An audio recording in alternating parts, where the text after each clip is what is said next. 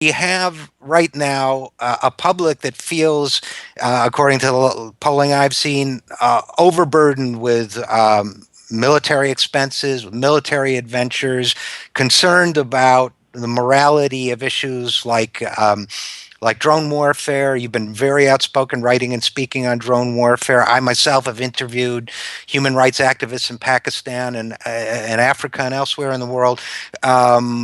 Here's one where I've got to say I'm disturbed and upset by the uniformity of opinion you find in some Republican military circles and some Democratic thought leaders, including some of the young guys on MSNBC. One of them said, well, if you want to declare war on America, you get what you get. Speaking of the deaths at a wedding, which included a 7-year-old girl, so I'm not sure she was declaring war on America.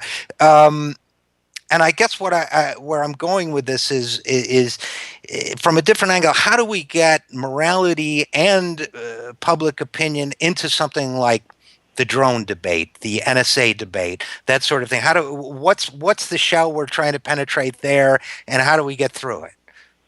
Well, just to inform the readers of the background of what you're talking about, we have for years now conducted drone attacks in areas where there's no declared war. And obviously, some of the information I know is classified. I'm not going to tell you any of that. But there's massive public reports about U.S. drone attacks in Pakistan and in Yemen. And in both countries, the claim is made that these drones, these unmanned aerial vehicles, these unmanned airplanes that drop bombs, are attacking people who are known terrorists. And doing so makes it safer than, let's say, putting U.S. pilots at risk of being shot down. Although, generally speaking, these people don't even have running water, so it's hard to see how they could shoot down an F-18. But in any event, the problem with these attacks consistently has been a massive number of innocent casualties. In fact, there are public records now of 200 plus children dying in these attacks. And the cases have been well documented. Robert Greenwald, the film director, recently released a film that documented and interviewed some of the family victims of these attacks, including the wedding that you're describing, which, by the way, has never been explained by our government. The government never explained why it attacked a wedding party. Or, for that matter, a 63-year-old grandmother who was tending her garden about a year ago and was killed in front of two of her grandchildren by a drone attack, literally blown to pieces. Obviously, in many cases, these attacks are going awry. The government has strangely reclassified the term insurgent to now include any adult in the area, including men and women both. So now men and women in a particular area are all called insurgents and therefore somehow legitimate targets. The estimates are typically that at least 20% of the people who actually get killed in these attacks are totally innocent, and possibly more than that. And for what? I mean, seriously, are these villagers actually somehow going to, I don't know, take over the White House? What is it that these people who live in filth and poverty in rural areas in Yemen and in Pakistan, what is it that they are going to do to harm us? What is within their capability to do to harm us? That these are people who have difficulty, finding clean water and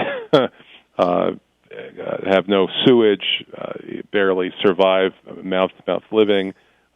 These are people who think that modern technology is a cigarette lighter, Right. and then somehow they represent somehow a threat to the United States.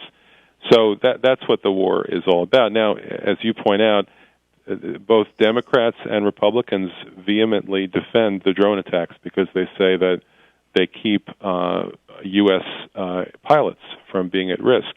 The much more fundamental question is, does it make us any safer? And the answer simply is no. Not only do they not actually remove any actual threats to the United States or to U.S. citizens, but they massively inflame the entire local population. There are public opinion polls in Pakistan. Just since these drone attacks began a few years ago, we have gone from the most liked foreign country in Pakistan to the least liked foreign country in Pakistan. We actually rate lower now than Iran and Afghanistan in the minds of Pakistanis. We've gone from the most liked to the least liked. And that's bound to have effects on our ability to actually to take efforts to preserve our national security and to protect ourselves. If we can't get the cooperation of the Pakistani people, we're not going to be able to get the cooperation of the Pakistani government or the Pakistani army. And that actually will have an effect on our ability over time to maintain our safety and to maintain our security interests in the region. So we are alienating millions for the benefit of killing dozens.